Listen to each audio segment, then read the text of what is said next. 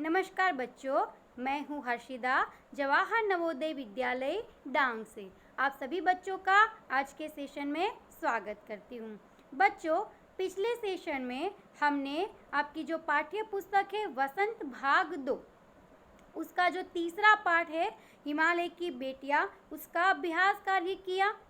पूरे पाठ के अंतर्गत हमने लेखक की भावनाओं को देखा जो कि नदियों के प्रति समर्पित थी। पूरे पाठ में हमने हिमालय जो कि ऊंचा पहाड़ है, सबसे ऊंचा पहाड़ है, उसके बारे में हमने जाना और उस हिमालय के गर्भ में से निकलने वाली नदियों को जिसे बेटियों की उपमा दी गई है उसके विषय में भी हमने जाना और समझा। हमने देखा पूरे पाठ में लेखक ने किस प्रकार से हिमालय पहाड़ की प्रशंसा की है और उसके भीतर से आने वाली नदियों को जिसे उपमा दी गई बेटियाँ, उसकी भी सराहना की है। हिमालय जो कि बहुत ऊंचा पहाड़ है, हम सबके लिए रक्षा कवच है। बर्फीली चोटियों से बना हुआ ये पहाड़ एक रक्षक की भांति हम लोगों की दिन रात सेवा करता रहता है और उसके वहाँ से निकलने वाली अलग अलग नदियाँ बेटियों के रूप में जब उसके गर्भ में से शुरुआती दौर पर निकलती हैं तो उछलती, कूदती, दौड़ती, फानती निकलती हैं और वही नदियाँ जब नीचे समतल मैदान में आ जाती हैं तो एकदम से धीर, गंभीर, शांत और स्थिर बन जाती हैं। लेखक कहते हैं कि पता नहीं कि समतल मैदान में आने के बाद उनका उछलना, कूदना, दौड़ना, फांदना कहाँ चला जाता है। तो इस प्रकार से अलग अलग रूपों में उसे जैसे बेटियों के रूप में, माँ के रूप में, बहन के रूप में, प्रेमिका के रूप में अलग अलग नामों से नदियों को नवाजा गया। इस प्रकार से हमारे सामने हिमालय पहाड़ और नदियों की प्रशंसा की गई है ना। तो इस प्रकार से हमने देखा अंतिम अनुच्छेद में, अंतिम सेशन में हमने देखा था किस प्रकार से नदी के शीतल जल में पैर रखने पर लेखक की जो बेचैनी थी, उनका मन जो अस्वस्थ था वो एकदम से चिंता विहीन हो गया। एकदम से उनका मन जो उदास था वो एकदम से स्फूर्तिवान हो गया। तो इस प्रकार से उन्होंने नदियों को लोक माता की भी उपाधि दी है। क्यों? क्योंकि वो हम सबके लिए पानी की व्यवस्था करती है, हम सभी को वो शीतल जल प्रदान करती है और पानी जो कि जीवन का आधार है, इसीलिए नदियों को लोक माता के रूप में भी हमारे सामने रखा गया है। तो इस प्रकार से बच्चों पूरे पाठ के अंतर्गत हमने हिमालय पहाड़ और उसमें से निकलने वाली नदियों के बारे में जाना। हिमालय को पिता के रूप में बताया गया, नदियों को बेटियों के रूप में बताया गया और नदियाँ जब सागर में मिल जाती हैं तो वहाँ पर नदी और सागर का मिलन होने पर लेखक ने क्या बताया है? सागर को नदियों का पति बनाते हुए उन्होंने बताया है कि हिमालय ससुर है और ये जो समुद्र है वो क्या है? दामाद है। इस रूप से उन्होंने दोनों को अलग अलग उपमा भी दी है। तो यहाँ तक हमने देखा था, पूरे पाठ का अभ्यास हमने किया था। अंतिम अनुच्छेद से जुड़े हुए हमने कठिन शब्दार्थ भी पढ़े थे। अब उससे ही जुड़े हुए संबंधित प्रश्न का अभ्यास हम करेंगे।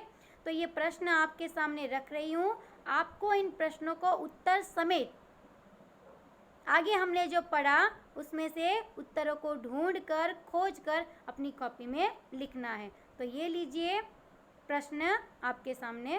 पहला प्रश्न आपके लिए, कालिदास के विरही यक्ष ने किसके द्वारा संदेश भेजा था? पुनः एक बार प्रश्न को दोहराती हूँ, कालिदास के विरही यक्ष ने किसके द्वारा संदेश भेजा था? दूसरा प्रश्न, लेखक को मेघदूत और बेतवा की याद कब आई? पुनः एक बार प्रश्न को दोहराती हूँ, लेखक को मेघदूत और बेतवा की याद कब आई?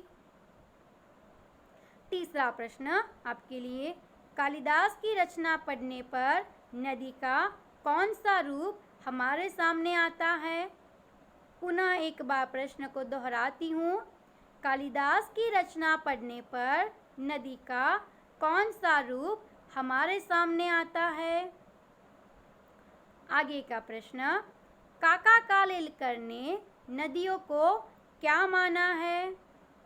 पुनः एक बार प्रश्न को दोहराती हूँ।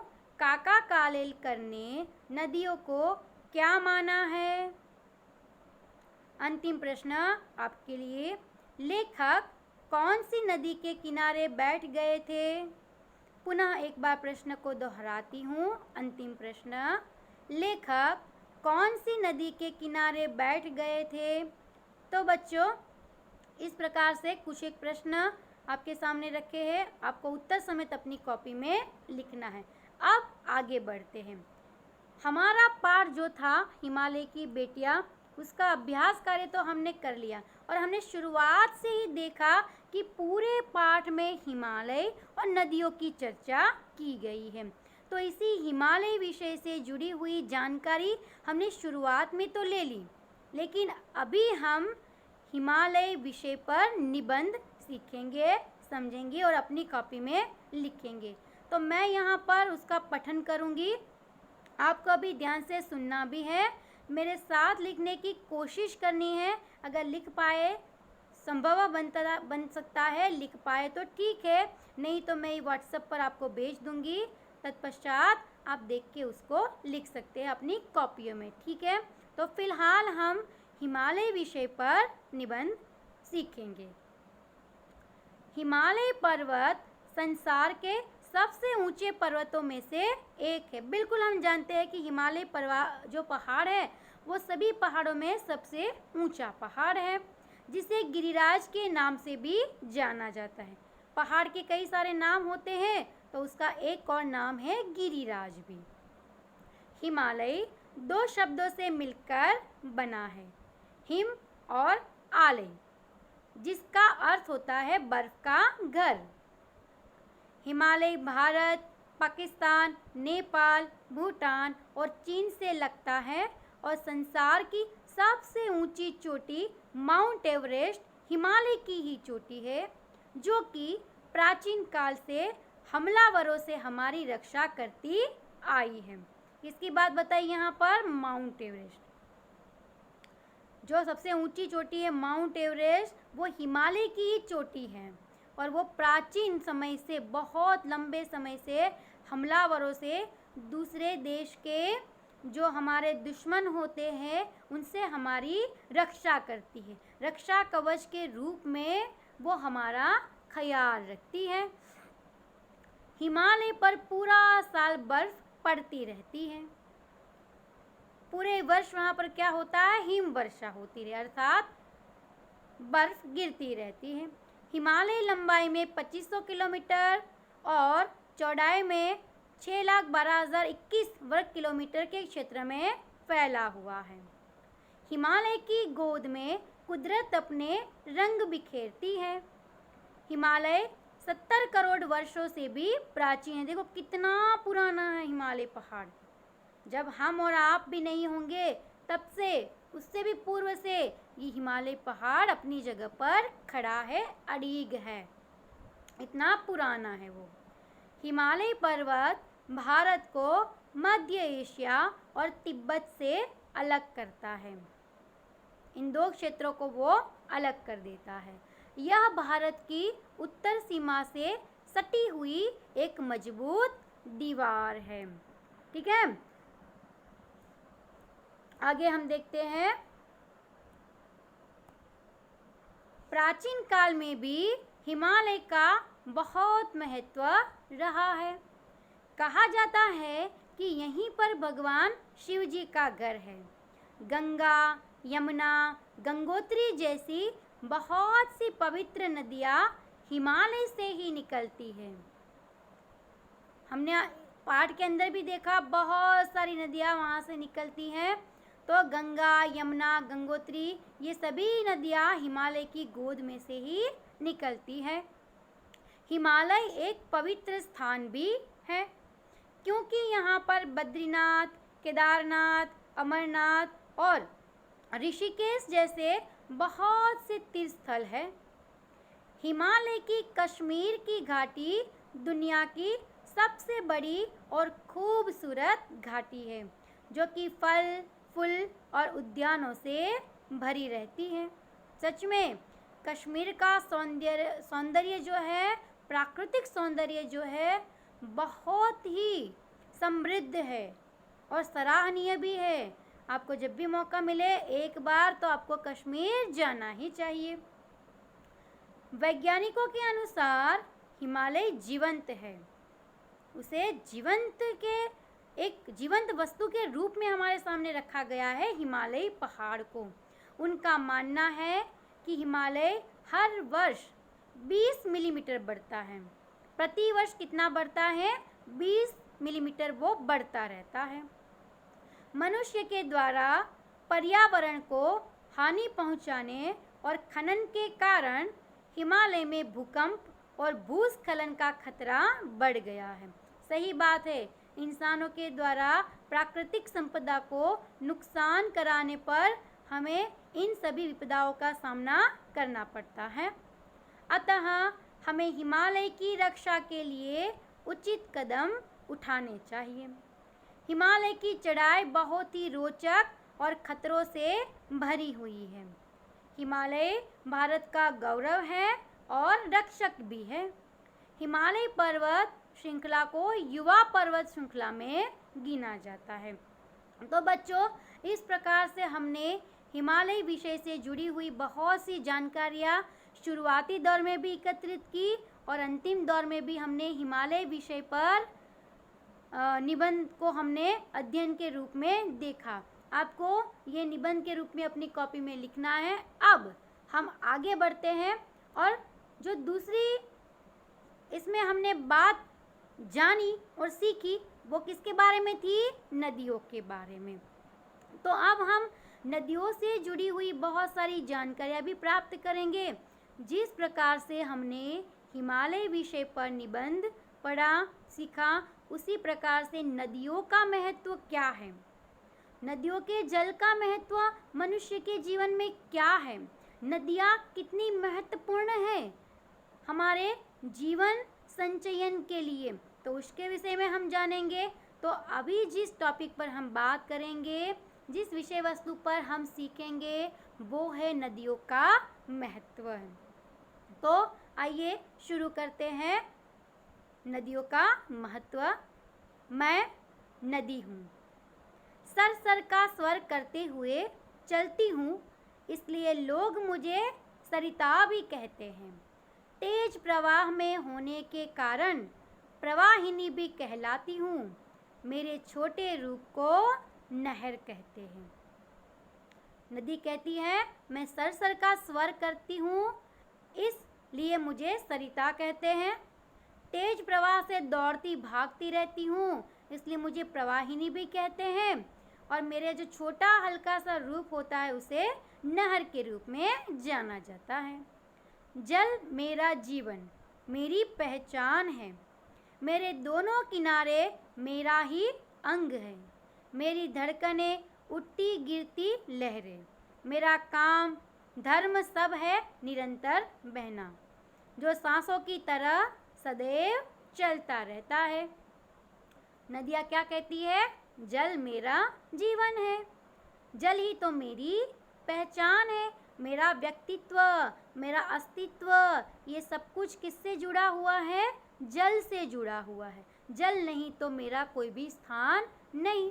आगे कहती है कि उसके दो किनारे मेरे अंग हैं। इस छोर से उस छोर, मतलब नदी के जो दो किनारे होते हैं वो मेरे अंग है, मेरी धड़कनें हैं। उसकी उठती हुई या गिरती हुई कलकल कलकल जो लहरें होती है वो मेरी धड़कनें हैं। मेरा काम है, धर्म है निरंतर बहना, निरंतर बहते रहना, यही मेरा काम है, यही मेरा धर्म है। पहाड़ों की बर्फीली कंदराओं पर सूर्य की तपिश से मेरा जन्म होता है। बिल्कुल सही बात है।